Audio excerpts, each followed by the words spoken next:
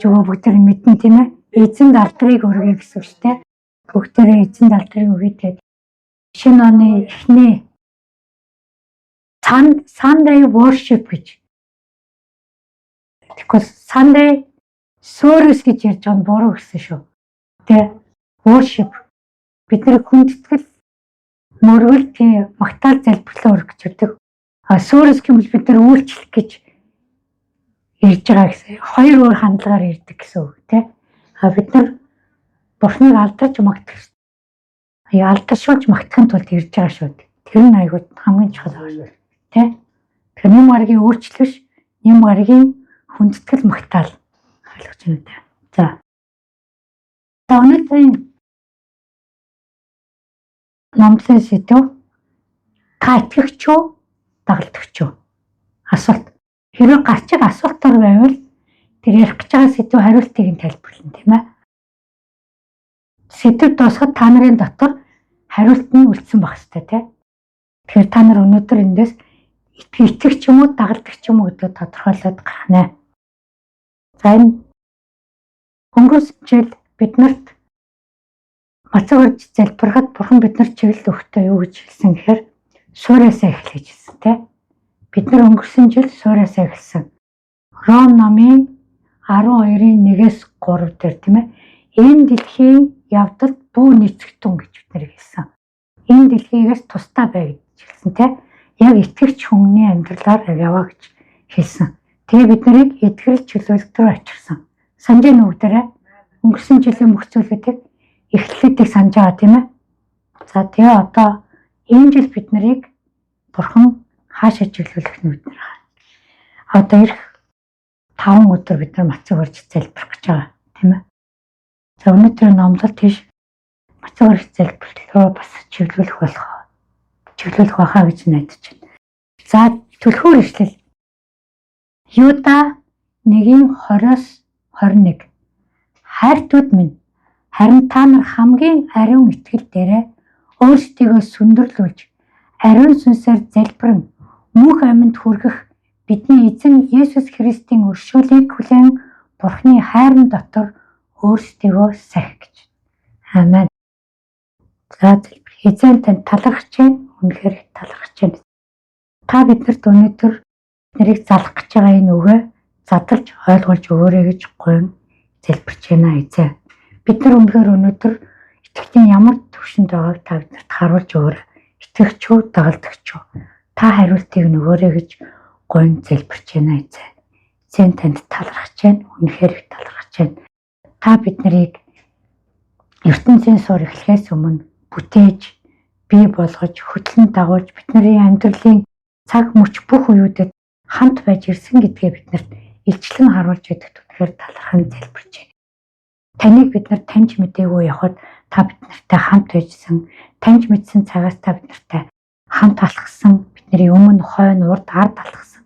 Эзэн харин бид нар өөрсдөө таньяас гараан салгаж тавьчаад төөрөн явж идэх таас гимшин залбирч байна эзэн.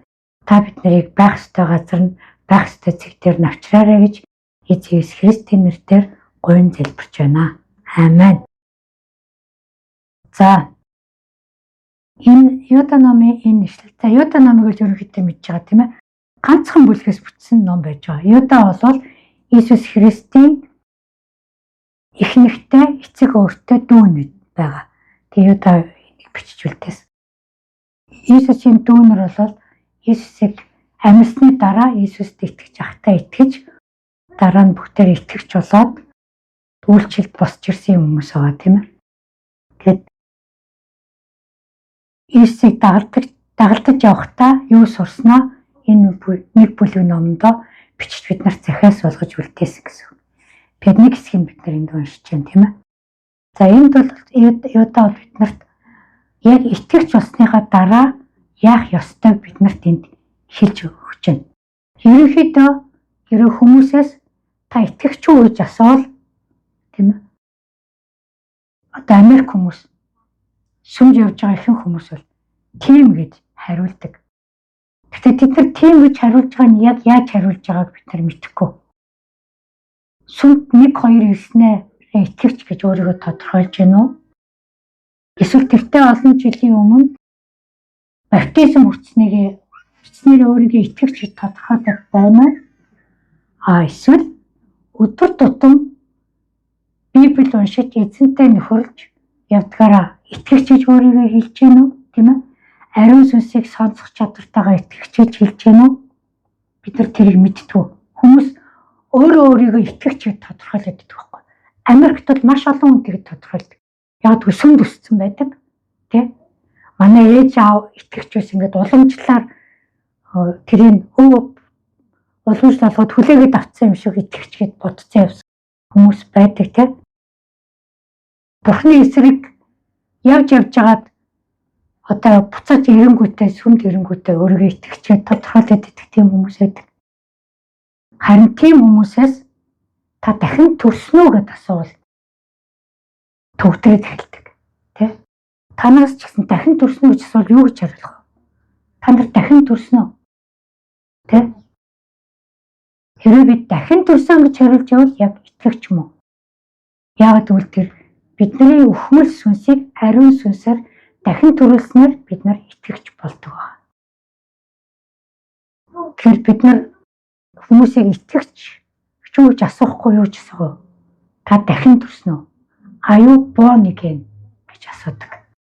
Иохан номын 3 дугаар бүлэгтэр Никодимосыг шөнөөр ирэхэд нь Есүс дахин төрөлтийн тухай тайлбарлаж өгсөн байна. Хэрхэн сүнсээр дахин. Яг бид нар тэгж дахин төрдөг. Тэгээ бид нар Есүсийг итгэж болохтой Есүсийг аврагч ба эзнэр хүлээж авдаг. Гэтэ Библиэд хэлэхдээ бол эзэн ба аврагч гэж дандаа эзэн гэдгийг өмнө явсан. Яг тэгвэл анх Есүс өөрийгөө Бурхныг эзэн гэж мэддэг хүмүүст өөрийгөө Бурхан гэж таниулах гэж явсан байдаг учраас тийм ээ тэр фарисеучудад тэр еврейчүүдэд өөрийгөө таниулах гэж явсан. Эхлээд эзэн гэж таниулж байгаа дараа нь би яг амлагдсан Масая аврагч гэж таниулдаг учраас эзэн аврагч гэж хэлсэн байдаг. Еврейчүүд биш Бурхныг мэддэг хүмүүсийн хувьд эхлээд Иесусыг аврагч гэд дараа нь эзэн гэж бас таних. Тийм бас магадлал байдаг. Хоёроор хүмүүстэй Бурхан яаж харьцаж гаргаж ирнэ үү яг тэр байдлаараа бид нар одоо буддист байсан хүмүүсүүд голдуу нүглийг мэддэг, нүгэлтэй хүн там руу явна, нүүлэн өрөө идэх тэр бүх юм мэддэг шүү дээ угаасаа. Мэддэг буруу юм ийсэн учраас би буруу өгөхөд дараа нь одоо шийтгэгдэн тэ карма марма гэж угаасаа мэд. Харин бид нар Бурхныг мэддэг байхгүй юу? Тэ аврагч гэж мэддэг. Тэр нүглээсээ аврагдана гэж мэддэг. Тэр нүглээс нь аврах хүн байдаг. Тэр нь Иесус. Тэгэхээр Иесус нь Бурхан юм аа гэдэг. Буддист хүмүүсийн хувьд яг ийм шатамж. Эхлээд аврагч гэж мэдээд дараа нь эзэн гэж мэддэг шатамжтайгаар голдуу явдаг. Тэгээ хамгийн гол нь бол бидний ойлгох зүйл бол Иесус бол аврагч эзэн гэдгийг бид нэр хүлээн зөвшөөрнө. Тэгээд Иесус бидний бүх нүглийг уучлсан. Иесусээр дамжаад бид нар зөв тооцогдсон. Яг энийг ойлгож байгаа учраас бид нар итгэгчтэй байдаг. За тэгээ итгэвч болсны дараа яах вэ? Яах вэ гэдгийг Юдаа энэ ихтэй хэлж өгч байгаа. Дагалдагч болно.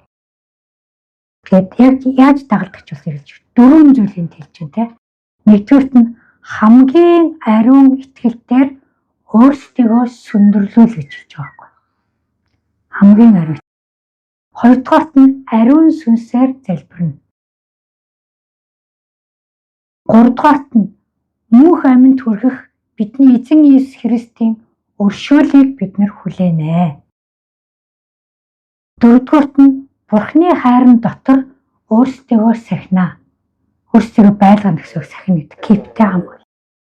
Тэгээ ийм 4 замаар итгэлээ хамгаалж амьдрахыг дагалдагчийн амьдралаар дагалдагч болох гэж хэлээд байгаа. Тэгээ ямар хэмжээнд хүртэл бид нар энэ итгэлээ хамгаалах юм бэ гэхээр бид нар хуурамч сургаалыг таньдаг болтлоо итгэлээ хамгаална. Энэ бүр яг хуурамч юм заагаад байна. Одоо итгэгч нар чи гажиг урсгал руу очиад байгаа зү. Итгэлээ хамгаалж мэдэхгүй байгаа байхгүй юу? Бид нар энэ хуурамч юм байна гэдгийг мэддэг хүртлээр бид нар итгэлээ хамгаална. Тэгж аав. За хамгийн ариун итгэл дээр өөрсдөө сүндэрлүүлнэ гэдэг нь юу гэсэн үг? Хамгийн ариун гэдэг нь хамгийн ариун. Бүтээт хэмжээ байна да, тий? Тэр хамгийн ариун итгэл гэдэг бол шинэ гэрээнд Есүс болон тэр элч нараас ирж байгаа тэр илчлэлтүүд. Энийг бид нар Библийг уншиж аж л ойлгоно. Тэ? Библийг уншиж. Тэгээд тэр Есүсийн заасан зүйлийг, элч нарын заасан зүйлийг яг чин сэтгэлээсээ хүлээж авъя. Тэр сургаалыг судалж мэдье гэсэн тэр хичээл зүтгэл. Энэ бидний итгэлийг сүндэрлүүлдэг байна. Өөрөө хүсэхгүй бол өөрөө Библийг нээж уншихгүй бол хизээч итгэлээр босохгүй. Тийм учраас би хэлсэн шүү дээ. Библи уншиж чаддгүй гэсэн итгэж үү гэж би асууад.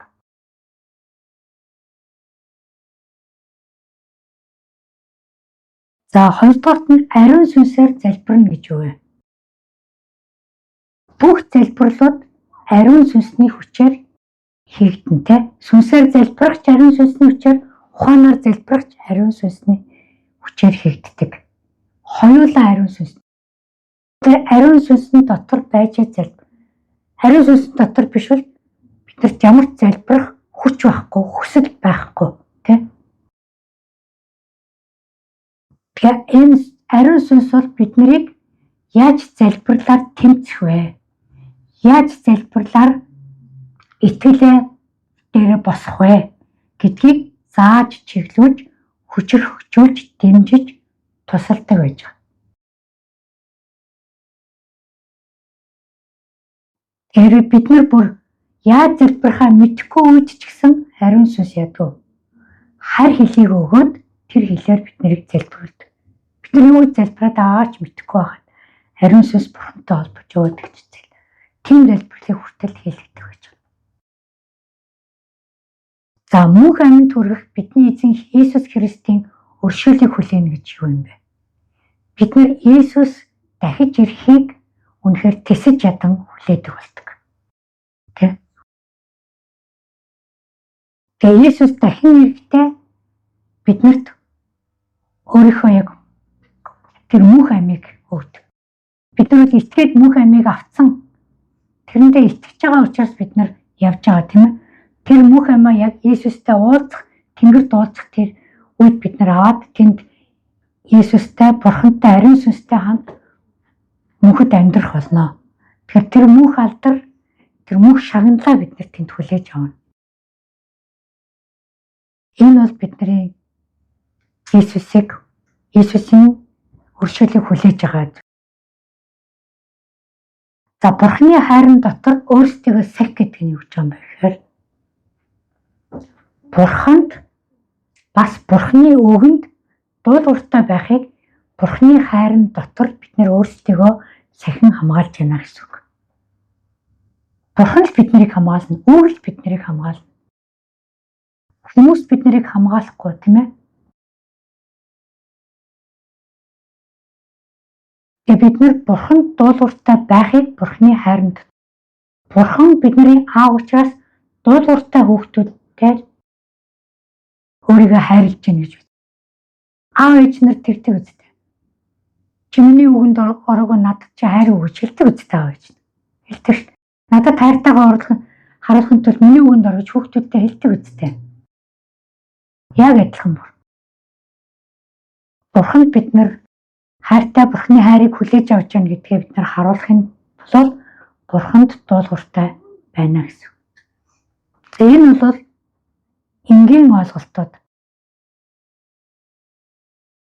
За итгэвч болоход бол амархан уу? Одоо бид нар итгэвч болсныхаа дараа бодоод үзэхэд их амархан санагдаж байгаа. Тэрнээс өмнө мэдэхгүй шаналал зовоол олон жилийн өнгөрсөн. Харин итгэвч болсныхоо юу гэдэг вэ гэхээр Ром номон дээр юу гэж Ром ном 10:10-аас Иесус Христийг аврагчаа гэж хүлээн зөвшөөрөөд амаараа тунхаглаад зүрхэндээ хүлээж аваад амаараа тунхаглаад хэлэх юм бол итгэнэ. Яг энэ процессор бид нар итгэж болчихж байгаа шүү дээ. Амархан сонсогч байна. Харин бид нар итгэж болсны дараа юу хүлээж байгааг бид нар сайн мэддэггүй. Итгэж болсны дараа бид нар сүнслэг тулгааны талбар руу алхаал орчиж байгаа байхгүй. Итгэж болоод бид нар орчиж байгаа. Тэрний өмнө бид нар сүнслэг тулгааныг ер нь мэдэхгүй шүү. Яагаад гэвэл бид нар сатаны мэдлэгтэйсэн те. Дандаа муу сүнснүүдийн мэдлэлд явж ирсэн. Тэгээ муу сүнснүүдийн мэдлэлд явж байгаа болохоор бид нар яадаг вэ? Сатаныг аргадаал амьдрдаг байсан те. За жилийнхаа заслыг хийлгэчихье. Санхүүгээр унахаараа за нэг алтан гэрэл уншуулад тэгээд даллахын хоотонд хэдэн чихэр аваачаад хийчих. Муу сүнсийг аргадаал амьдраа явдагсан байхгүй юу? За энэ нэг бороо орохгүй байна. Нэг отхон тэнгэр хайрхнаа тавьчихъя. Тийм үстэй те. Одоо тэгэл явдаг байсан бид нар. Өвдөхөөрөө очиод яддаг. Бөө мөдөр очиод те. Нэг тан аваад дууч юм уу. Дандаа тийм. Муу сүнсийг аргадаж явдаг. Тэнд бид нар сүнслэг тултаа ерөөсөө хийдэггүйсэн. Дандаа царайчилж амьдрдаг байсан байхгүй. Харин итгэвч болонгууд бид нар нөгөө муу сүнснийхаа эсрэг ариун сүнстэй хамт зогсож байгаа шүү дээ. Тэгэхээр бид нар яг тэр сүнслэг тулгааны урд нь мэдэхгүй байсан тэр сүнслэг тулгааныхаа талбар руу бид нар ороод ирж байгаа байхгүй. Одоо бид нар яах вэ? Нэг талд нь зогсох хэрэгтэй шүү дээ. Тэ? Нөгөө харагдаж амьдрдаг байсан муу сүнсүүдээ нэг үсэн хаях хэрэгтэй тэ? Бурхны ариун сүнсний талд зогсох хэрэгтэй. Тэгээд тэр зогсоход Бурхан биднэрт аль хэдийн бүр өвч хоёр дуулуудыг биднэрт бэлтцсэн байдаг те. Юу вэ? Эфес 6-аас санал. Авралын дуулга. Аврал толгойд бидний толгоор хүмүүсээс довтлоод байдаг чи. Тийм учраас авралын дуулга өмсөлдөг тийм ээ. Зөвхт байдлын breastplate-тэй хоёг өгдөг. Үнний бүс тэ итгэлийн бамбай сэлмэн юу вэ? Сүнсний сэлэм үг өгдөг те бид нарт өгдөг. Тэгээд сайн мэдээний юу вэ? Гутал, сайн мэдээний гутал. Энэ бүх зэвсгийг биднэрт өгсөн. Бид нар тэр зэвсгүүдээ өмсөд ариун сүнстэй тулгааны нөгөө тал. Энд ингээд бүх олон муу сүнснүүд байж байгаа шүү дээ те. Бид ариун сүнстэй гэдэг тулгааны талбарт орж байгаа. Энийг л дагалдагч болох гэдэг байгаа байхгүй юу? Бурхантай л яг нэг талд зогсохыг дагалдагч болох гэдэг. Тэгээ бид нэр ариусгалын замаар алхах те. Бид нар нэг үсэн ариун болчоог байгаа. Харин биднэртэй тулгдах явцад биднийг сахилгажуулаад цэргүүдийг яаж сахилгажуулдгүү тэгээд биднийг босгож ирнэ шүү. Тэгэд яг Иесус өөрөө биднийг дагуулж явдаг байгаа. Яг ариун сүнсээр удирдах дагуулж. Тэгээд дагалдагч хүмүүсийг Библиэд шав гэж нэрлсэн байдаг те. Тэгэхээр шав гэж хүмүүс чи яадаг вөхөр багшийнхаа заасныг ойлгоод сураад хэрэгжүүлдэг штэ. Юуны орчин үеийн амьдрал дээр ярих юм бол онлыг нь сураад практикт хэрэгжүүлнэ гэсэн үг шүү дээ. Тэрийг бид нэр яг хийнэ гэсэн үг. Тэгээ шав гэдэг бол дагалдан оюутан сурагч гэсэн үг те. Энэ бол Facebook-ийн дагагч бол биш шүү. Facebook-ийн follower дагагч бол яадаг вэ? Дагж байгаа хүнийг гинт хараагаал өрөөгөл загнаал те холбоогоо таслаад алгуулдаг те. А шав гэдэг бол маш өөр. Багшийн барилдлага гэдэг бол маш өөр. Яг Иесус Христийг дагалдагч болж байгаа. Иесус Христийг эзэн гэж бол яг хүлээн зөвшөөрсөн байна. Эзэн гэж хүлээн зөвшөөрч байгаа гэдэг нь яг бол яг дагнаал гэсэн үг. Яг дагж явна гэсэн. За Иесус шавнараа дуудахтаа юу гэж хэлсэн? Петр, Андрей, Йохан, Яков, Матай руу ирээд намайг даг гэлсэн шүү дээ. Follow me. Тэгс нөгөөдөл нь яасан? Шууд босол дагсан шүү дээ. Петр, Андрей хоёр бол заваа орхиод дагаа явцсан те. Хин Яков, Йохан хоёр бол бүр бизнесээ хаяад те. Тэр хоёр чинь бүр бизнестэйс те. Аавгаа бизнестэй орхиод дагаа явцсан. Матай нөгөө татвар хураадаг юунасаа бүтгэнээсээ гараад шууд дагаа явчихдаг. Шууд дагаад. Та нар тэгж юмыг шууд дагаж үзсэн үү? Ингээд даг гэдэг. Дагаж үзсэн үү? Замагтгүй аав ээжигээ багт ингээд намайг дагаад энийг хийгээрэй, ингэж хог шүртээр хийгээд ингээд сурах гэж хийжсэн байж болох юм тий. Жинхэнэ шав гэдэг бол шууд тэр өдөртөгчөө шууд дагна. Тэр зүгээр өдөртөгч Иесусыг бол манлайлагч гэдгийг харж байгаа. Манлайлагч хүмүүсийг бол яг дагдаг тий. Манлайлагч хүмүүс ямар нэгэн тийм харизм байдаг. Иесусыг яг тэр үед бол яг ариун сүнсний бэлгүүдээ авсан, яг харизматик бэлгүүдээ авсан. Жинхэнэ харизматик өдөртөгч байсан шүү дээ. Эдгээр чөлөөлтүүдийг хийчихсэн номлуудаа уншиж яг үчих. Тэдний даг гэж хэлээд яг шууд дагаад явсан. Ямар ч асуулт байхгүй, ямар ч үг байхгүй, ямар ч гоморхол байхгүйгээр шууд дагаа явсан. Бусд нь бас тэгж л дагсан баг. Натанел жоохон эргэлзэж байхад нь юу гэсэн. Иесус чамд тэр модны дор зогсож байгаа чинь би мэдсэн гэд. Ганцаараа зогсож байгаа үеийг хэлсэн учраас дагж яддаг те. Бусад хүмүүс бол ингээд шууд Иесусыг дагсан байдаг. За тэгээд Иесус 3 жил тэднийг дагалдуулж сургаад өөрийнхөө хийсэн бүх юмыг заад сургасан байдаг. Иесус өөрөө Бурхан өөрөө ариун сүнстэй байсан учраас Иесусийн ариун сүнсний нөлөөнд дор тэд нар бүх зүйлийг хийжсэн байна. Тэгэд Иесус энэ дэлхийгээс буцахдаа дагалдагчтай юу гэж хэлсэн бэ гэхээр Матай 28:18-аас 20. Иесус ойртон ирээд тэдэнд Тэнгэр газар дээрх бүх эрх мэдлийг надад өгсөн. Иймээс явж бүх үндэстнийг дагалдагч болгохтун. Эцэг хүү ариун сүнсний нэрээр тэдэнд баптизм хүртээж миний та нарт тушаасан бүгдийг сахин биелүүлэхийг тэдэнд заа. Харагтун үеийн төгсгөл хүртэл би та нартай үргэлж хамт байх болно гэж айлт өгч. За энэ манай сүмийн алсын хараа нэвшлэл те. Агуу захирамж гэж хэлдэг. За энэ дээр юу гэж хэлж байна гэхээр Тэнгэр газар дээрх бүх эрх мэдлийг надад өгсөн.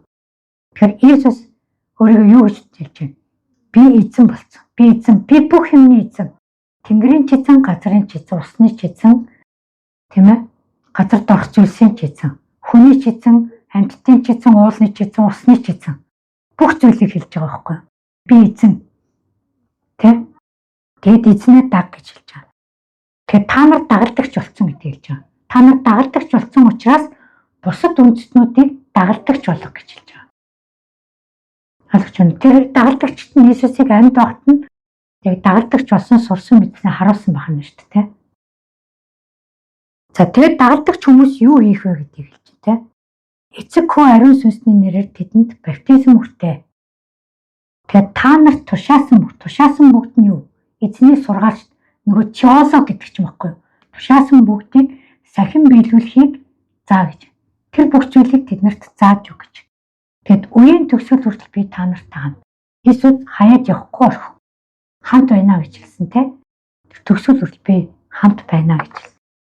Сүнсээрээ хамт байгаад өөрөө дараа нь биеэр те. Энийг хэлж байгаа. За энд дагалдагч болно гэдэг бол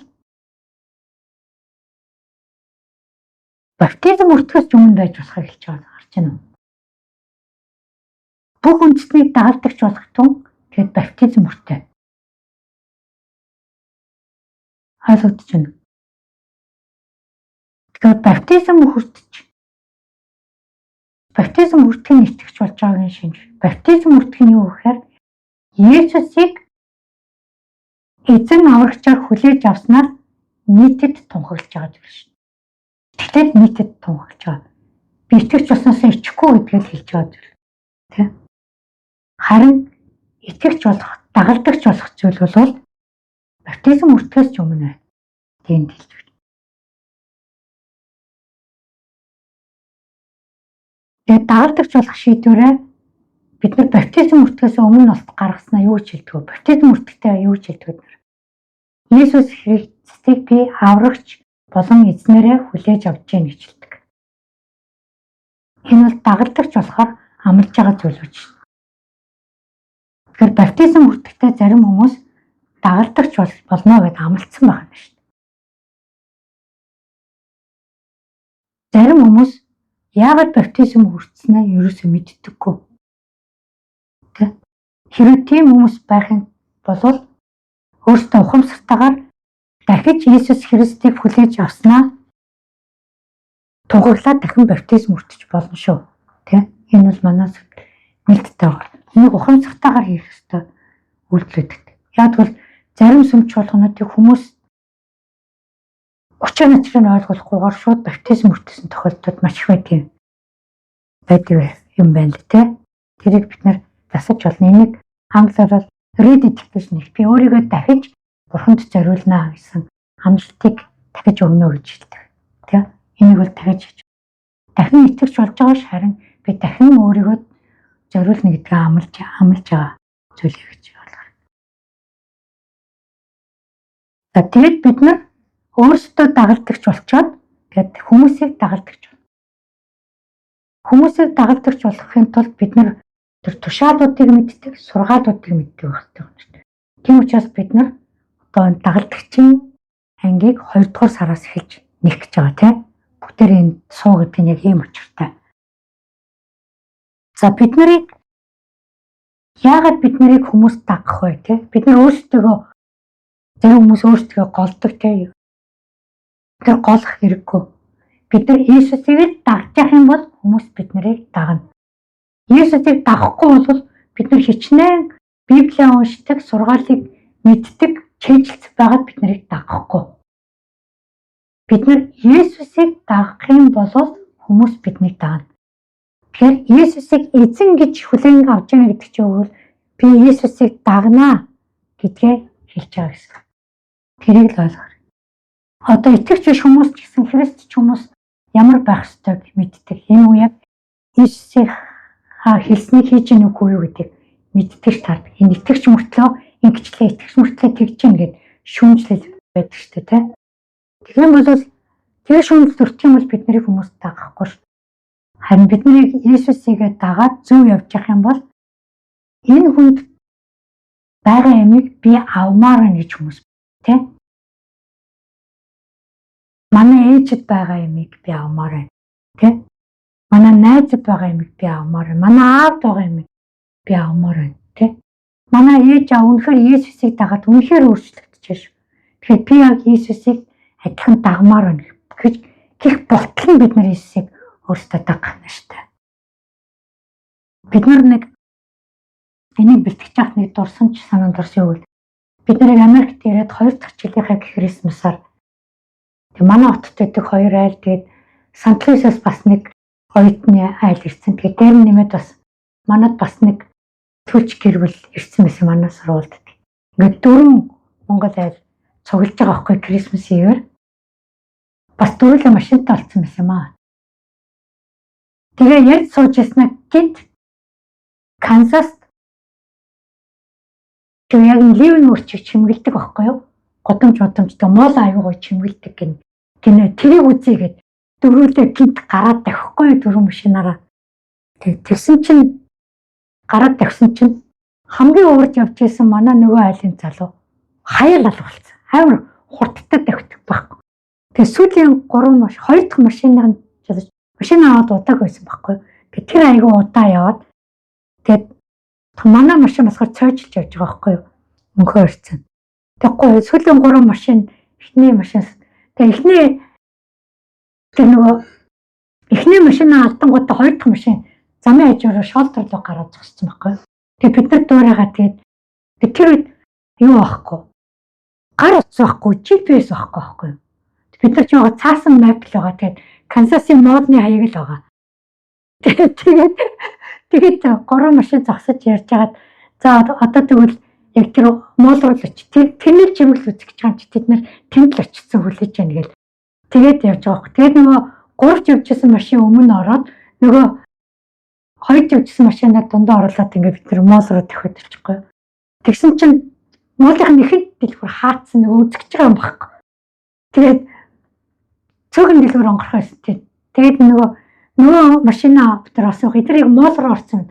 Хаана нэж болох вэ гэж чи би бодцоод капитал байгаах гэдгийгс яг капитал төрөөсөн байхгүй. Би найзгаа аль дэлгүүр ордгийг мэддэг болохоор тэгээд дөрөлөө болж байгаа. Тэгээ моол нь хаацсан. Тэгээ гадна байгаа чимэглэлүүд жоохон үдчихэд тэгээ амар үлссэн хэтгэлээ Мактаналст ороод хоол идэж байгаа. Тэгээ инээлтэд өөрийнхөө хотод Мактаналс байхгүй юм шиг энд ирж Мактаналстаа хараад тэгээд инээлжсэн. Тэгээ буцахтаа бид нэр зохион байгуулалтанд ороод яаж дагах гэх ёстой биднийг ойлгосон тийм. Яг бараагаа харж яаж дагах ёстой. Тэгээд хамгийн түрүүнд давхитгуугаа оруулаад нөгөө Сент-Луисээс ирсэн залуу автын инженер залуу байхгүй юу? Тэр бол аюул сайд. Тэр залуугаа оруулаад тэгээд хоёр дахьт нь яг шил дагдгийг нь оруулаад тэгээ манайх бол төгждгээрээ араас нь явсан. Тэгээ ингээд төрөл явсан. Тэрнээс хойш бид нар маш олон удаа олон хот руу явсан. Чикаго, тэгээд дөрүүлээ яг ингээд лен шичгээд адилхан бүр яг ингэж явдаг болчихсон та. Жинхэнэ дагна гэж яг бид нарыг Иесусыг ийшээ бол ийшээ те дээшээ бол дээш доош бол доош. Яг тэгж дагах учиртай байхгүй юу? Тэгээд дагна гэдгийг бол яг бид тэгж сурч байсан ба. За Иесус бол бидтэй дагахын ойлгуулсан ишлүүдийг бид нар Матай 10:37-оос 39. Эцгийгээ эсвэл эхийгээ надаас илүү хайрладаг хүн миний хувьд зохистой нэгэн биш юм. Хүүгээ эсвэл охиноо надаас илүү хайрладаг хүн ч миний хувьд зохистой нэгэн бишээ. Загалмаагаа өөрөөд миний хойноос дагахгүй хүн миний хувьд зохистой нэгэн биш. Амиа олох чинь түүнийг алдах болно. Миний төлөө амиа алдсан түүнийгээ олох болно.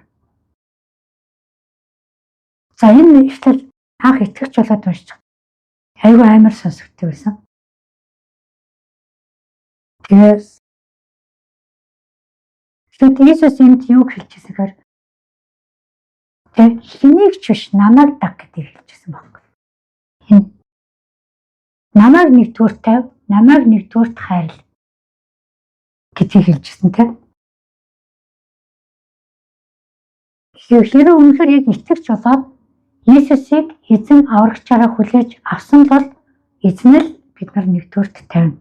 Аавгаа ч биш, эцгээ ч биш, хүүгээ ч биш. Бусад хайртай хүмүүсээ ч биш гэсэн үг.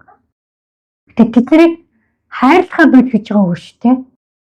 Нэгдүгээрт битгий тавиал гэсэн үг.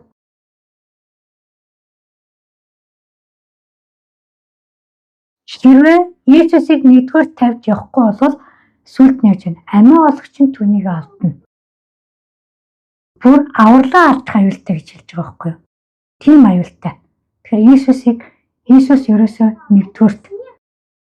Тэг бурхан яагаад биднийг ингэж эзэн болж дагуулах гэдэг юм те? Яагаад бүх юмыг хаюулж агаад өөрийгөө дагуулах гэдэг юм бэхээр нэгдүгээрт нь бурхан би бүх юмны эхэнд шүү гэдэг тэр өөрийнхөө хүслийг мэдүүлэх гэдэг. Би эхэнд шүү. Би эхэнд байсан, байгаа, дараа байх ч болно. Би танараас өмнөсөн. Чиний ээж ааваас ч өмнөсөн. Бүх юмнаас би өмнөсөн. Энийг ойлгох хүсэлтэй байгаа байхгүй юу? Хоёрдугаарт нь бурхан та нар надгүй явах юм бол амиа алднаа. Тэ? Хатуугаар хэлэх юм бол там руу явнаа гэдгийг л. Яг энэ үннийг мэдүүлэх гэдэг байгаа байхгүй бид нарт. Ийм хоёр зорилгоор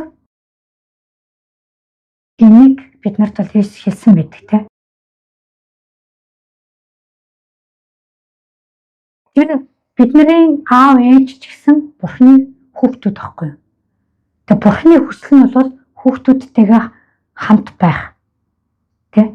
Бидний аав ээжийг бүгдийг дагуулахыг хүсэж байгаа те. Харин энэ удаа л надаас эхлэх гэдэг. Тэ? Тэр бид нар сайн ойлгох хэрэгтэй.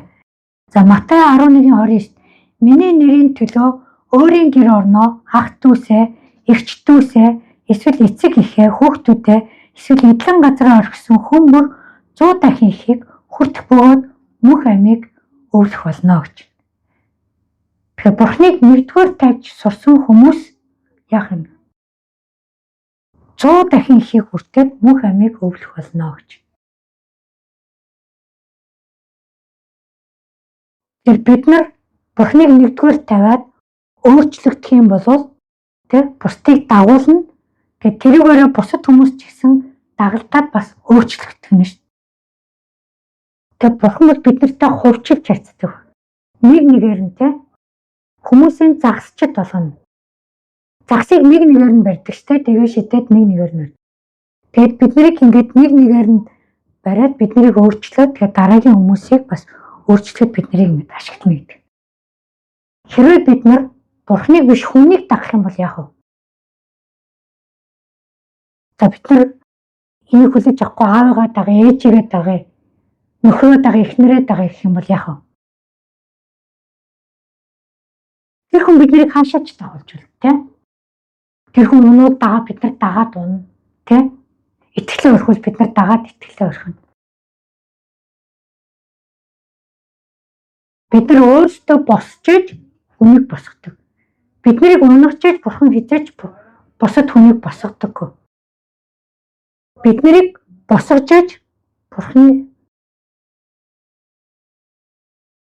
бусдыг босгодог. Тэгэхээр бид нар дагалдагч болж иж бусдыг дагалдуулна. Тийм учраас эхлээд бусад дагалдагч болоогүй хүмүүсээ орхиж жагаад дагалдагч бол гэж хэлээд байгаа. Тэрийг маш сайн ойлгох хэрэгтэй. За Матай 12:30-д надтай хамт байдаггүй хүн миний эсрэг байна. Надтай хамт хураалцдаггүй бол хүн бол тараагч нэгэн мөн. Төрөний нөгөө аль нэг талыг л сонгоно.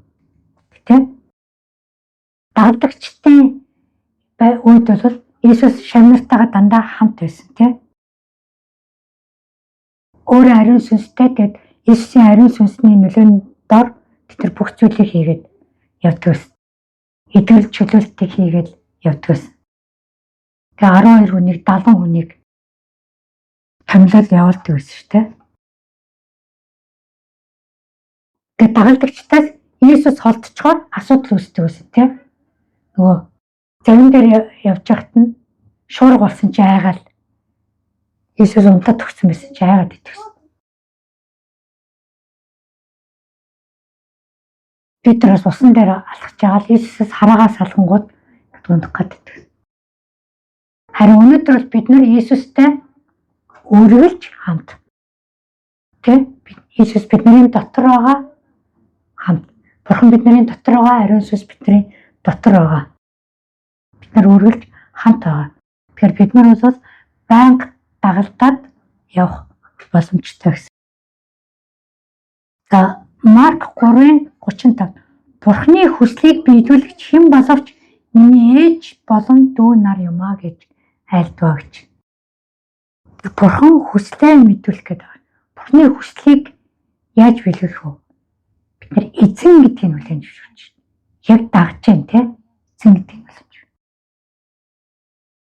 Тэгээд дагалдагч нар дэлхийд дээр байгаа бүх дагалдагч нар нийлээд нэг сүнслэг гэр бүл болчихж байгаа, тийм ээ.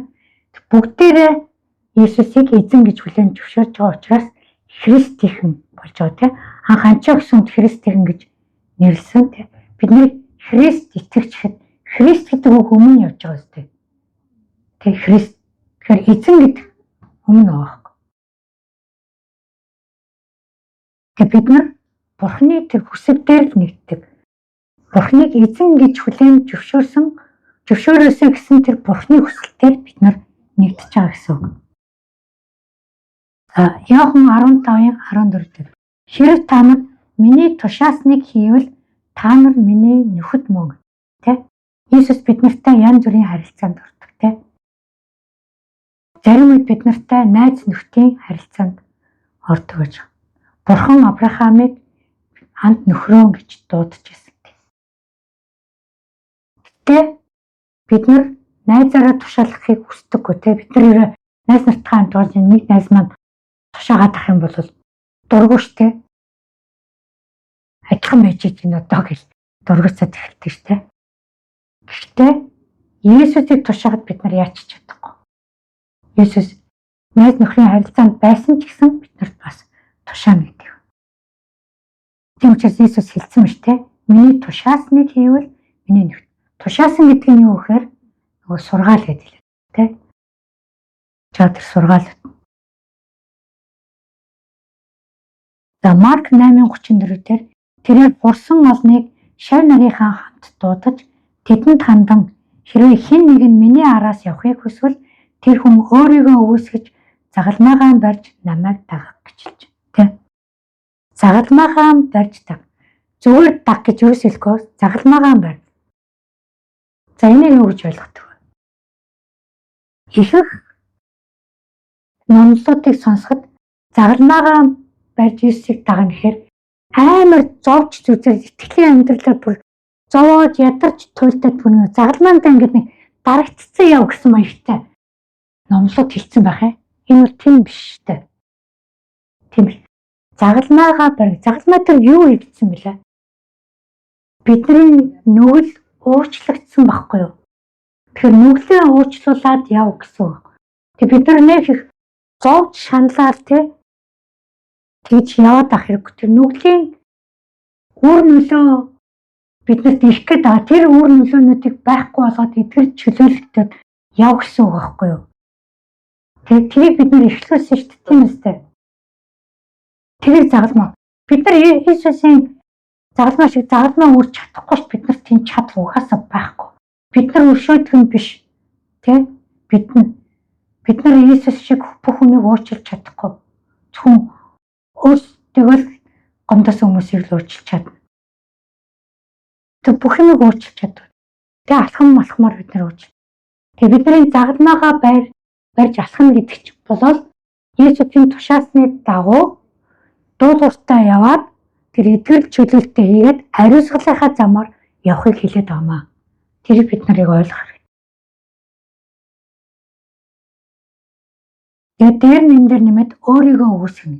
Өөрийгөө үүсгэнэ гэдэг бол өөрийгөө даруу болгоно гэсэн үг тийм. Махан биендээ захирагдахгүй явна гэсэн.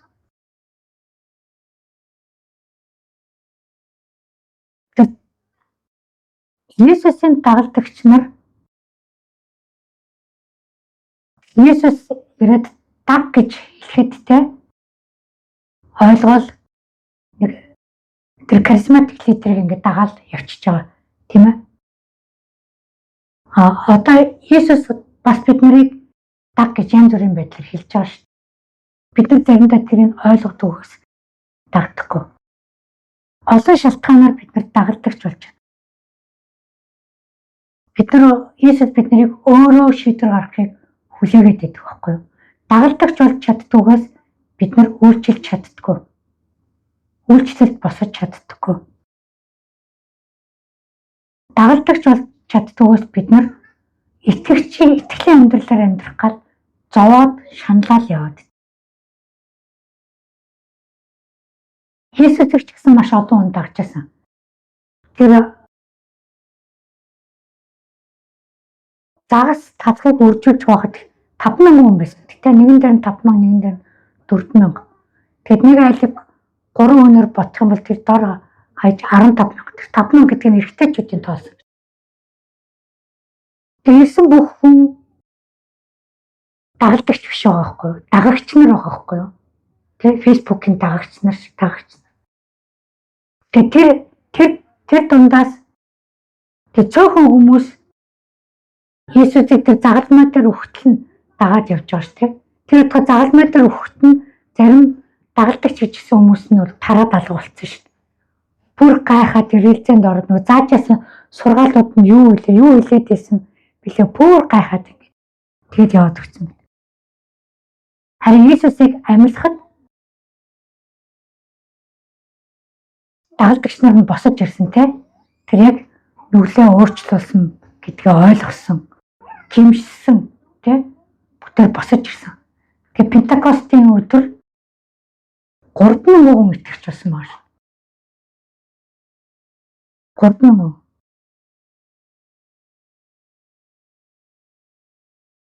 Арван дагалдагч нараас нь нэг хүн урсныг тооцвол 11 дагалдагч нь яг Пентекостийн өмнө яг дагалдагч болохоор яг жинхэнэ дагалдагч болохоор босч ирсэн. Иесусийн далбаан дор явж исэн бол Пентекостийн өдөр бол яг ариун сүнсээр нар үйлчлэлийн дуудлагыг аваад дагалдагч нар болж босч ирсэн байж байдаг тийм.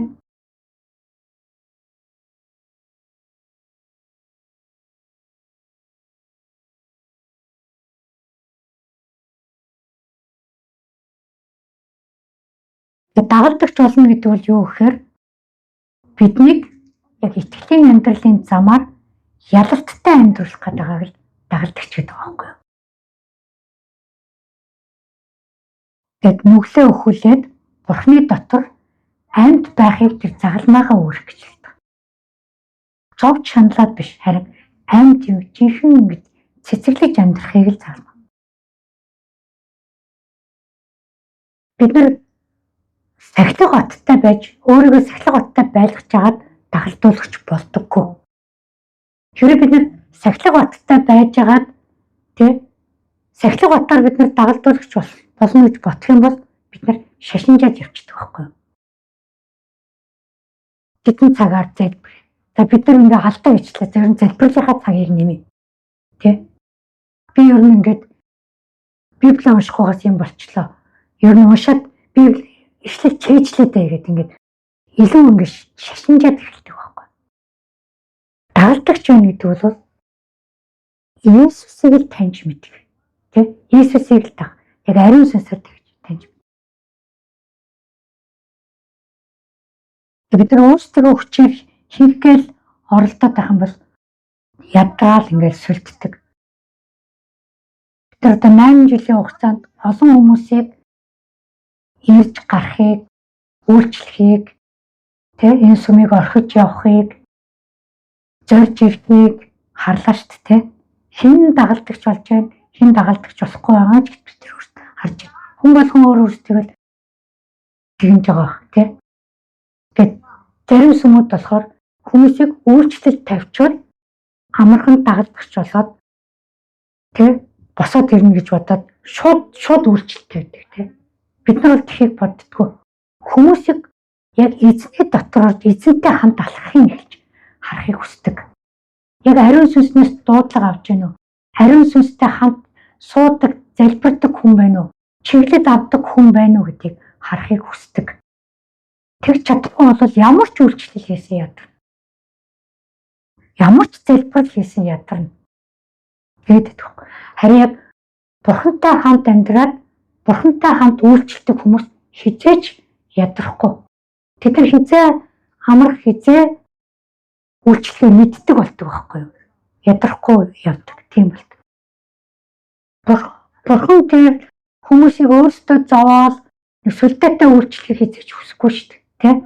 Бурхан харин итгэлийн амьдрал дотор зоригтой, золбоотой, ялалттайгаар муу сүнснүүдийг хөлтөөнө гიშгчсэн тийм амьд явдаг хүүхдүүдийг хүсэж байгаа шүү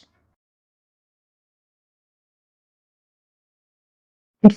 Лук 14:27-аас 33. Өөрийнхөө загалмайг өөрлөгөө намайг дагагч нь миний шав байж чадахгүй. Та нарын хинч самгаг барья гэж хүсвэл эхлээд үүнийг дуусгах хангалттай хөрөнгөтэй юу гэдгээ үзэхийн тулд суугаад зардлыг нь тооцоолдоггүй. Тэгэхгүй бол түүнийг суурьад тавьчихад дуусгаж чадахгүйг нь харсан хэн бүхэн түүнийг шоолж энэ хүн барьж эхэлсэн ч дуусгаж чадсангүй гэх болно. Эсвэл нөгөө хааны эсрэг дайлаар мурдахдаа өмнөөс нь айсгүй 20,000 дайчдыг 10,000 дайчид нь сүрж зогсох хүч болж чадах эсхийг урдчлан зөвлөлтөөр суухгүй ямар хаан байх вүлээ. Тэр чадахгүй бол өнөө хааныг бүр хол байхад нь тэр инхийн хэлцээр гойн элчээ илгээд. Тиймээс та нарын гинэнч байгаа бүхнээсээ эс татгалзгаас миний шав байж чадахгүй гэсэн.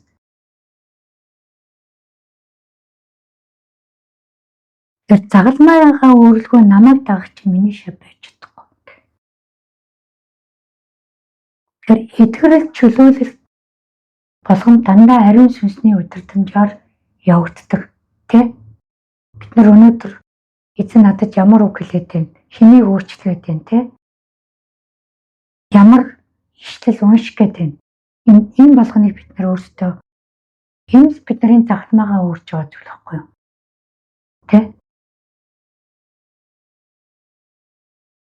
Энийг бид нар хийж явал Иесус Христийн шавнар гэсэн үг.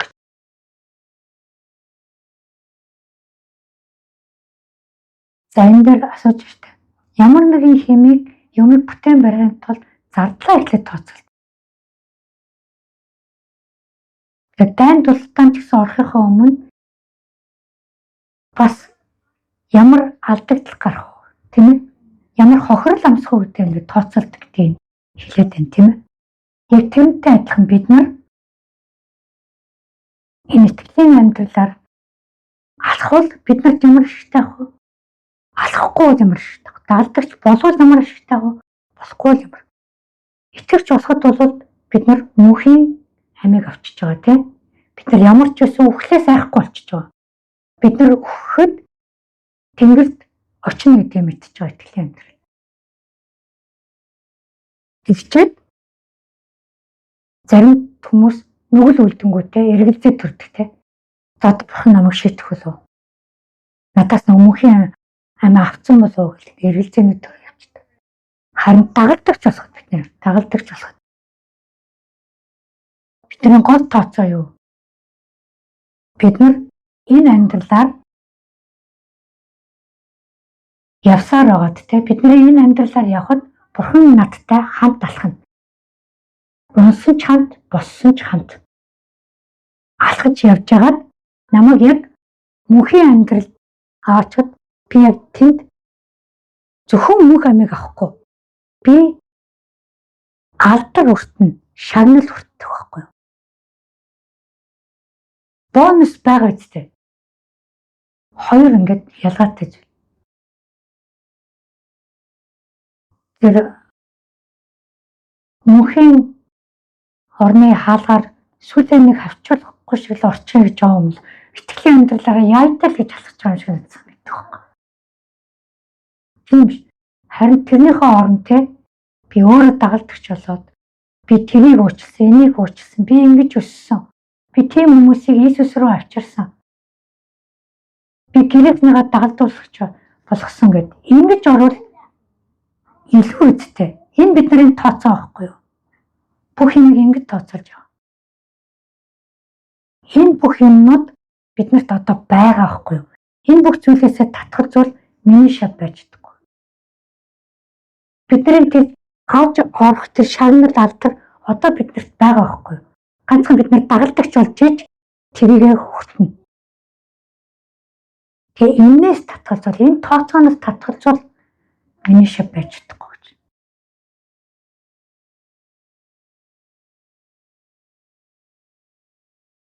Тэгэхээр бидний дагалдагч байх уугүй юу гэдэг чинь бол бидний юутай мөнхийн амийн шагналтай холбоотой асуудал те.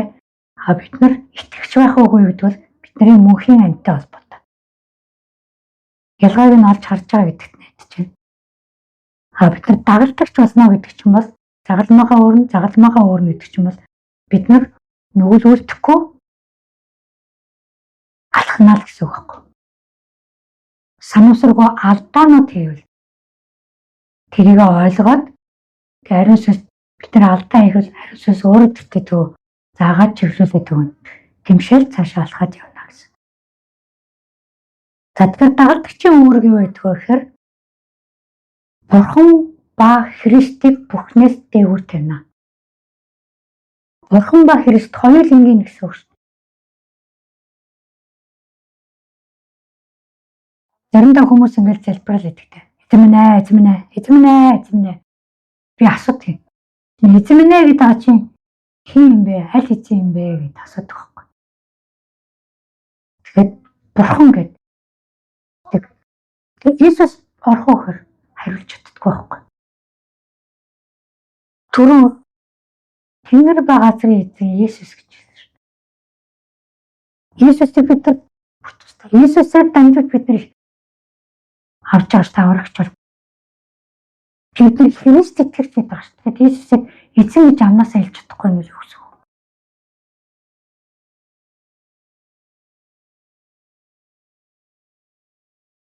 Бурхан байгаа гэдгийг чөтгөрч мэднэ гэж хэлсэн шүү дээ. Мөсөс Библийг бүр нэг бүрчлэн мэд. Бид нар өөрсдөө ингэж нарийн ойлгох хэрэгтэй.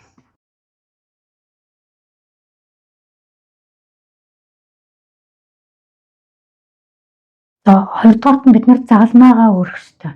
Загалмаагаа өөрнө гэдэг бол биднэрт нөлөөлөх гээд байгаа тэр нүглийн үр дагавруудаас нар чөлөөлөгдөх. Тэр итгэл чөлөөлтөд бид нар гүйцэх ёстой. Эхэлсэн тул гүйцэх. Бурхан бол ингээд дутуу цэвэрлж орохгүй дээ. Бид нарыг жоохон багтээж гэрээ цэвэрлүүлэх гэлээ шүүртэл. Хин хог гаргасан шагнал гэлдээд байхгүй чихэр. Бид нар хүүхдэд мэдхгүй амар гин. Нэгнийхээ шүрдсэн дээр шүүртэл энэ их хог гарах гэж байна. Тэгтээ дараа нь бүгд нь чихэр өгдөлээсэн л та. Тэгтээ шүүрдсэн газар багал багаар тэрийг ойлгохгүй шүүртэл итгэсэн байхгүй. Тэгээд хамгийн сүүлд нь хүүхдүүд юм чаа оюун орхицсан лээ. Тэг нөгөө хүндээ шугамдах нь хойг орхицсан. Тэр нь хамгийн сүүлд ээж өөрөө шүрддэг гэсэн баг. Яг тэр шиг бурхан тэрийг цэвэрлээд бид нар өөртөө зарим юм мэдэхгүй орхичиж байгаа те. Тэрийг хүртэл ингээ бурхан хэлж өгнө. За 3 дугаарт нь бид нар Христийг байнга дагах хэрэгтэй. Байнга өдөр тутмынхаа амьдралд тахгүй юм болгон дээр ажил дээрээч, хичээл дээрээч, тэг харилцаан дээрээч Иесусыг байнга тэгээд юун дээр бид нар буруудтгүй залбираагүй юм дээр дандаа бурууддаг. Тэг залбиралтай юм дандаа зөв байдаг. Энд чинь залбираагүй юм гэдэг чинь нөгөө тэг байнга дагахгүй байгаа гэх гол юм болдог шүү. Энэ нөгөө Америкуудын нэг хөөд те. What would Jesus do? Иесус бол юу их байсан болоо гэж дандаа тэгж боддог. Тийм сэтгэл хөдлөлтөд суулгацсан байдаг. Шийдвэр гаргахтаа дандаа тэгж боддог. Тэгээд энэ бүх зүйлүүдийг өдөр тутам хийнэ гэсэн үг те.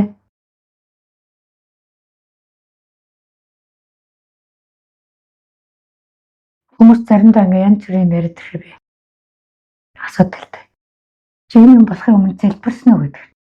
Дандаа л залбирах гэдэг. Дандаа тэр байнгын залбиралтай. Яг бид нар залбирал дээр аав бурхан руу хандаад эзэн Есүс Христийн нэрээр ариун сүнсээр залбирдаг. Тэ?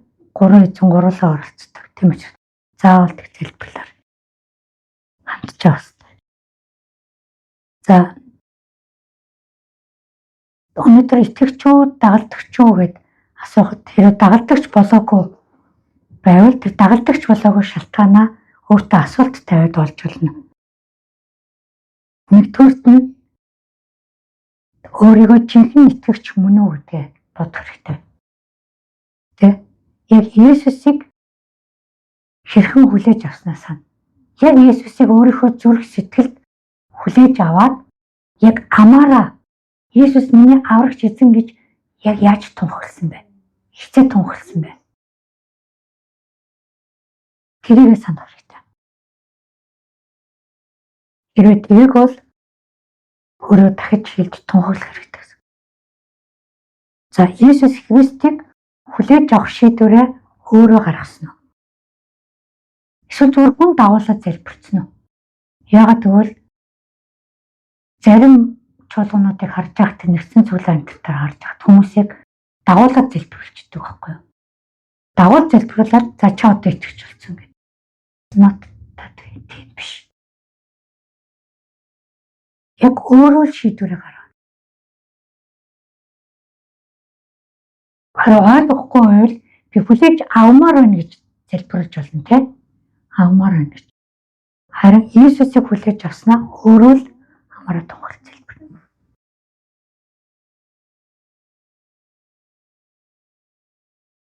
Яг бол бид нар итгэвч болсон. Хүмүүсийг дагалдагч болохоос өмнө хүмүүсийг итгэвч болох. Итгэвч болохдаа бид нар хүмүүс өөрөө итгэвч болсон гэрчлэлээ ярьдаг. Тэ? Өөрөө итгэвч болсон гэрчлэлээ ярих маш хүчтэй хүмүүст хүрдэг. Иесусыг хэрхэн хүлээж авснаас санахгүй бол бид нар хэрхэн гэрчлэлээ ярьж чаддаг. За бас нэг асуулт. Та дагалдагч болохоос айж гинэ үү? Маш олон хүн дагалдагч болохоос айдаг. Дагалдагч болохоос яагаад айдаг вэ? ихэнх хүмүүс одоо хийж байгаа өргөжлүүлж байгаа нүглийг бурхан зөвшөөрөхгүй гэдгийг мэдж байгаа учраас дагалдагч болохоос айдаг. Тэ? Нүглийг нийлэхгүй болгочихоо гэсэн айдаг байхгүй юу? Угаасаа нүглээсээ салах ёстой шүү. Итгэж байгаа хэмжээнд байгаа бол нүглээ хийчихэл нэг гэмшил ханасан болчиход яваад.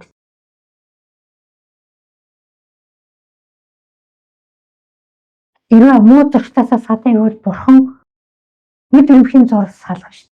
Өөрөө бүсгүй болоод салахгүй байгаа шүү дээ. Тэрнээсээ салахыг хүсэхгүй байгаа учраас дагалдагч болохоос хайгаад байдаг байхгүй.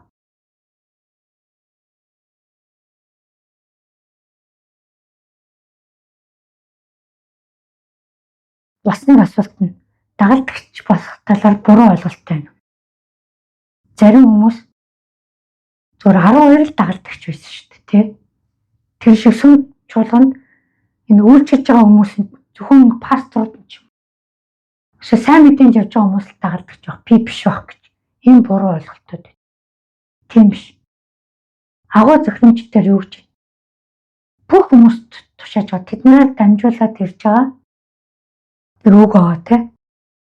Бүх үндэстнийг дагалдагч болох. Тий? Бүх үндэстэн. Арабууд ч байна уу? Еврейчүүд ч байна уу? Орос байна уу? Украин байна уу? Тэр Венесуэл байна уу? Хамаагүй. Тий? Юганда, Нигерия бүх үндэстнийг дагалдагч болох гэсэн. Та дагалдагч болохоос чөлөөлөгдөг.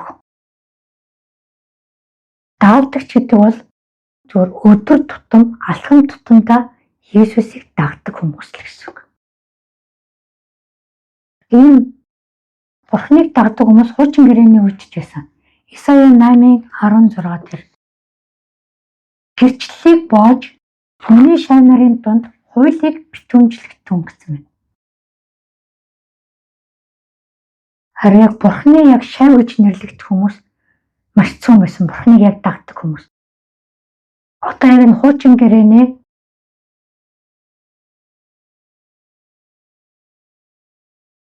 major and minor prophets гэдэгтэй монголоор юу гэдэг вэ? Иш үзүүлэгчд гэж байна тийм ээ. Исая, Иремая, Хизекиэл, Даниэл гэх том иш үзүүлэгч, бага иш үзүүлэгчд нэгээд Малах, Амос энэ төр гэл байж байгаа тийм. Эдгээр бол яг ийм Бурхны шавнар ахгүй. Яг тэгвэл яг өдөр тутам Бурхны үгийг сонсоод шууд хүмүүст тэр сургаалыг нь хэлж өгдөг байсан юм хүмүүс. Тэгэд ийм хүмүүс яг гэрчлэлийг боодог байсан. Гэрчлэл Бурхныг гэрчлэл гэдэг тэр нэг гэрчлэл болоход маш их зүйл болдог. Бурхантай хамт алхсан зүйл, хамт алхаагүй зүйлүүд тий Бурхан яаж босгож ирсэн, юу хэлсэн, яаж ярьсан гэрчлэл гэдэг бол маш их олон тийм нюанстай алхмууд байдаг байхгүй юу? Тэр гэрчлэлүүдийг энэ хүмүүс бооно гэдэг чинь хатгалсан байгаа байхгүй юу? Энэ яг тэр хуучин гэрээний юм байдаг тий. Маш олон зүйл байдаг.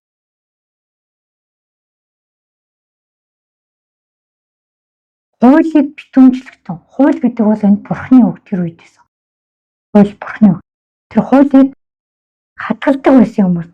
Яг хуулийг битүүмжлэнэ гэдэг бол зөв дамжуулна гэсэн үг шүү дээ. Яг зөв дамжуулдаг юм уу? За энэ еврей үг нь болохоор лиммут гэж үг байт юм байна. Лиммут тийч заах гэсэн үг. Гэт энэ дээр яг орж байгаа шав гэдэг үг нь болохоор заалгуулсан, сургагдсан, зааварчлагдсан гэдэг юм итгэхгүй хэлбэрээр байдаг үг. Тэг Бурхнаар заалгуулсан, Бурхнаар сургуул тэг сургагдсан, Бурхнаар зааварчлагдсан гэсэн үгтэй байдаг. Эзэн энэ хүмүүсийг өөрсдөө сонгоход өөрсдөө хариулсан те Исая 6 дэгдэж те хэн явах вэ гэж Исая би энд байна гэж хариулдаг, өөрөө хариулдаг те. Ермая тэр жоохон дөнгөж яан идалт багт нь гаргаж ирээд те. Бүр битгий гэр бүл бол гэж хэлээд ганц бие хүний замналаар хүртэл замнуулаад ингээд бурхантай хамт алхах гэдэг яг тэр байхгүй. Амьдралынхаа бүх зүйлийг бурхнаар заалгана гэдэг байхгүй. Шинэ гэрээний үед Христийг дагсан хүмүүсийг disciple тэг шавнар гэж. Disciple learner people гэж англиар гэж байгаа. Тэг шавнар. За грек үг нь болохоор итгэвтэй хэлбэр байхгүй юу? Disciple learner. Яг тэр хүний шууд хэлж байгаа байхгүй юу? Тэг оюутан суралцагч сурагч гэдэг яг итгэвтэй хэлбэр. Тэр бидний итгэл хуучин гэрээний үеийн хүмүүсийн итгэлээс бүр итгэвтэй байгаа байхгүй юу? Тэр Иесусыг маш итгэвтэй. Яагаад гэвэл бид нар дотор ариун сүнс өөрөө ороод ирсэн. Хуучин гэрээний үед ариун сүнстэй тослогдсон хүмүүсийн дээр нь яваад зөвхөн тэр үйлчлэлийнх нь үед тэр үгийг дамжуулах үед л ариун сүнс тосолж ажилладаг гэсэн байхгүй юу? Одоо бол биднэрт байнга ариун сүнс байнга байгаа тийм байнга ажил. Бид нар итгэвч болчоод дагалдагч болох шийдвэрээ гаргахгүй яваад маш их он жилүүдийг алддаг. Одоо бид нар тэр бүх үндэстний өсөлт чуулганы гэрчлэлүүдийг сонсоод тахт яг энэ харагддаг байхгүй юу? 20-30 жил чуулганд явцсан хүмүүс тий баптизмынхаа учрыг ч олгоогүй баптизм өртсөн хүмүүс дахид тэнд ирээд учрыг олгоод баптизм өртөө дагалдагч болоод итгэл чөлөөлтийг аваад явдаг байхгүй.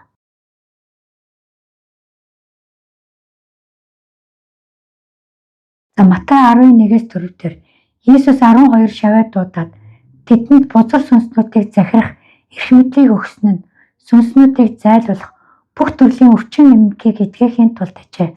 12 элч нарын нэрс нь ийм ажгүй. Эхлээд Петр гэгддэг Симон, түүний дүү Андрей, Себедийн хүү Яаков, түүний дүү Йохан, Филипп, Бартоломай, Томас, татвар хурагч Матай, Алфаийн хүү Яаков, Тадай, Силотын Симон болон Искариотын Иесусээс урсан Юдас болоо гэж.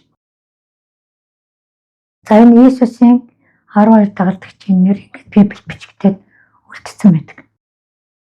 Тэгэд энэ 12 дагалдагч яг Пентекостийн өдөр тийм ээ Юдасаас бусд нь ариун сүнсний баптизм хүртээд бэлэг авьяасуудаа аваад яг дагалдагчийнхаа өөрчлөлт яг зогсолтгүй өхөн өгтлээ бүтээрээ явсан байдаг тийм. Тэгээ энэ 12 дагалдагчийн хувь заяаг сонсонгуудаа хүмүүс яг дагалдагч болохоор ингэж алуулах юм байна гэд хайчдаг байхгүй юу?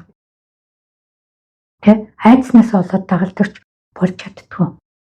Гэтэл бид нар итгэвч болохдоо л айдснаасаа салсан баг. Бүхлийн айдс. Хөөс бид нар ахгүй яг тэгвэл бид нар мөнх амьтаа болсон юм чи тэ айхгүй. Тэгэхээр яг итгэвч яг зөв яг итгэвч болсон уу, чихээ итгэвч болсон уу гэдэг энэ дэр бодож үзэх хэрэгтэй байхгүй. Хэрвээ хайгаад. Харин эдгэрийн тэр үхэлд бид нарыг улам зоригжуулах хэрэгтэй байхгүй юу? Айлах хэрэгтэй ш. Зоригжуулах хэрэгтэй тийм. Зарим нь уруугаа харсан загалмай дээр цовдлогдсон. Зарим нь сэдмээр завчулсан. Зарим нь алхаар зөвхөлж ялсан. Тэгээд зарим нь шатаасан. Маш олон зэтгүүд. Энэ хүмүүсийг Иесус яг адилхан сургамжилсан тийм. Нэгэнд нь дутуу нэгэнд нь илүү заагаагүй. Харин нөгөө практик дагуулгатай жоохон 3-3-аар нь өөр дагуулж явсан байдаг. Сургаалаа заахтаа бол яг адилхан параблууд өгсөн. Тийм ээ. Гэтэл тэр сургаалыг адилхан заалгасан хэрнээ Иесусыг нас ороход бүгдээрээ бас эргэлзээнд ордог шүү дээ. Эргэлзээнд ордог. Гэхдээ амьлахт нь тэр сургаал нь үнэн байсан юм байна. Яг итгэдэг байж байгаа.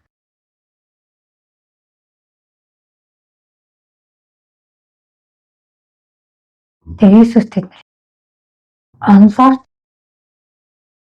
гэдэг сургаалаар практикаар гэдэг нь нэрийг өөрчлөл хийлгээд үзүүлсэн гэсэн үг тийм. Бүх зүйлийг амьд байхдаа гэсэн мэт. За Матай 10:16-аас 20 харагтун би та нарыг сүрэг чонон донд хонь мэт илгээж байна. Тиймээс та нар могой шиг хүч ухаантай тагтаа шиг гэмгүй бай. Харин хүмүүсээс болгоомжил. Учир нь тэд та нарыг шүүхэд тушааж синагогууд дотроо та нарыг ташуурдах болно. Та нар тэдэнд болоод харь үндэстнүүдэд гэрчлэл болж миний төлөө захирагчд болоод хаадын өмнө хүргэгдэх болно. Тэд та нарыг баривчлах үед яах вүлээ, юу хэлэх вүлээ гэж бүх санаа зов. Учир нь хэлэх зүйл чинь тэр цагт та нарт өгөгдөнө. Яригч бол та нар бус, та нарын дотор яригч эцгийн чинь сүнс юм аа гэж хэлсэн. Тэгээ энийг хэлэхдээ бол загалмай дээр өгөхөөс өмнө, амьлахаас өмнө хэлсэн баг шүү.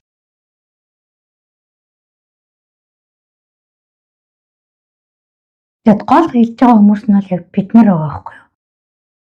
Ярих нь та нарын дотор яригч эцгийн сүнс. Ариун сүнс дотор нь орсон хүмүүс бол бид нар байгаа шүү дээ. Тэ? Тэрөөсөө айх хэрэггүй. Могой шиг хүч ухаантай тагтаа шиг гэмгүй бай. Ариун сүнсээр хөдлөгдөж явс. Мэрхэн ухаан мэдлэгийн өксүүд ариун сүнснээс ирдэг. Тийм ээ? Тагтаа шиг гэмгүй бай. Инэрлийн бэлэг ариун сүнснээс ирдэг. Ариун сүнсээр өдөрдөж яваа гэсэн үг.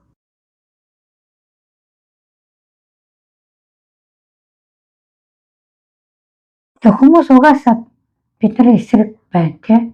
Бид нар сүнслэг тултаанд орсон юм чаа. Муу сүнсэнд ашиглагдсан хүмүүс бидний эсрэг л байна шүү дээ. Тэгээс шүүхэд тушаагдана, синагог дотор ташуурдана. Бид нарт ийм тулгархгүй ч гэсэн бид нарт өөр янз бүрийн хавчлагууд, хардлага сэтлгүүд ирнэ. Гэтэ бид нар тэрүүгээрээ харь үндэстнүүдэд гэрчлээ.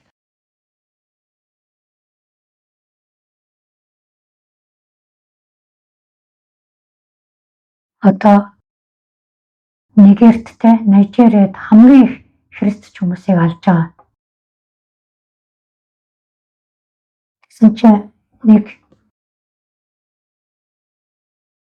Нижериан христчэн эмэгтэй гэж хэлж байгаа байхгүй юу? Та нар бид нарыг өрөвдөж битгий залбир.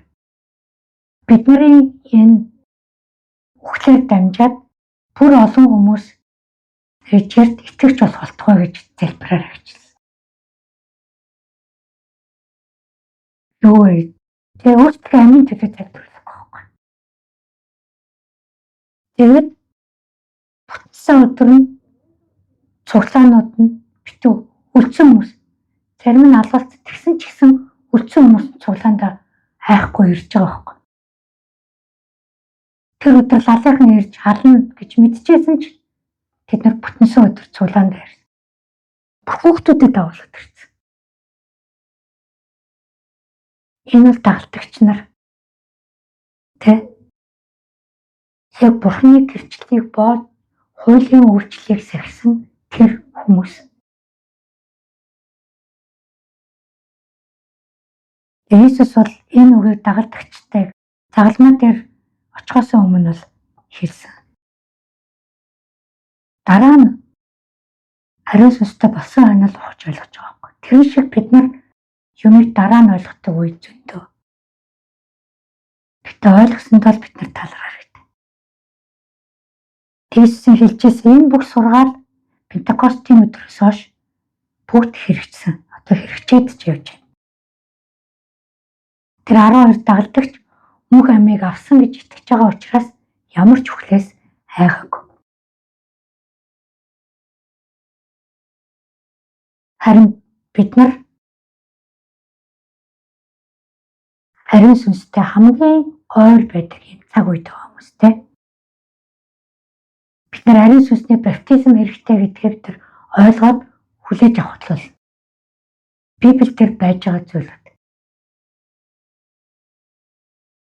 Та нар ямар ч ариун сүнс гэж байхгүй, ариун сүнсний баптизм гэж байхгүй сургаал сонссон ч байсан Библиэлд тэр байж л байгаа. Буруу сонсчихсан тэр сургаалуудаа өөрсдөө бид нар эсэргүүцээд сонссондоо гэмших гэмшил хангалттай. Тийм ээ.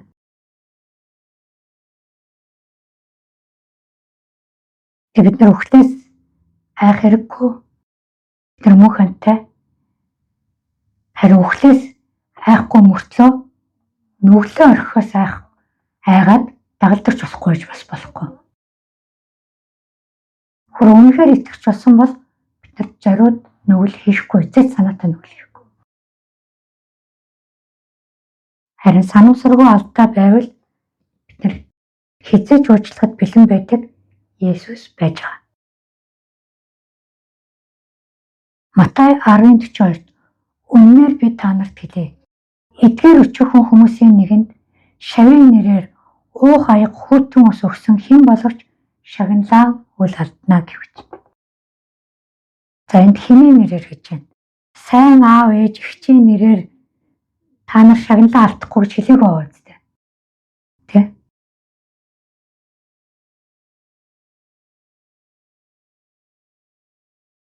Шавийн нэрээр Иесусийн дагалдагч болж очиод хүмүүст тусалж байгаа болол үйлчилж байгаа бол тэ дагалдагч болоод үйлчилж байгаа болол та нар шагналаа үлгэл.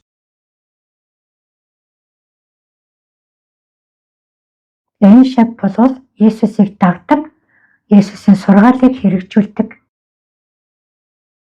юм шиг. Тэгээд энд бол гэж байна. Шавийн нэрээр тэ үйлчилсэн бол шагналаа үлгэл. Дагалдагч болоод үйлчилж чадвал шагналаа алдахгүй гэж хэлж байна.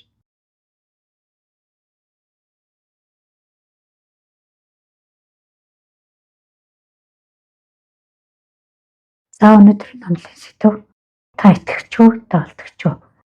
Хариулт олсон гэдэгт найдаж байна.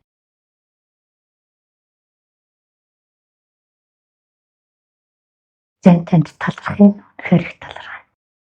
Та биднэрт өөрийнхөө сургаалыг тэр олон үеэс эхлэн бичиж үлдээсэнд талархан залбирч байна эзэн. Таны сургаалыг уншихгүй залхуурж, ойлгохгүй төгшөөж исэн бол та бид нарыг үнэхээр уучлаарай. Та биднэрт өөрийнхөө сургаалыг, өөрийнхөө онолыг аль хэдийн өгч гэсэн. Харин хэрэгжүүлэгч нь бид нар гэдгээ мэдгүй хоошоо сууж байсан бол та бид нарыг уучлаарай. Энийг амаараа хутлаа амьд бурхан эзэн гэд хий хоосон хуурай тунхаглаад байсан бол та бид нарыг уучлаарай. Үнэхээр жинхэнэ үнэн бодит амьд бурхантай алхахад та биднэрт туслаарай. Туслах гэж энэ хүүхдийг өгж байгаад нар талархаж байна эзэн. Долооргүй хүүхдүүд та уучлахад бэлэн байдагт үнэхээр талархаж байна эзэн. Өөрийн хүүгээ өгч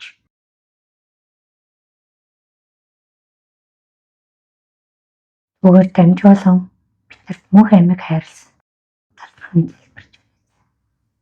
Харин мөнх амийнхаа шагналын төлөө дагалдагч болон алхахыг хүсэж байгаа таны хүслийн төлөө бид нар талархан залбирч байна. Манай чуулган эзний хүсэл. Таны энэ хүслийг мэдэхгүй явжсэн та бид нар гэмшин залбирч байна. Та өөрийнхөө хүслүүдийг биднэрт мэдүүлсээр аваад талархан залбирч байна. Талархах. Талархах. Иесус Христийн нэрээр талархан залбирлаа. Амен.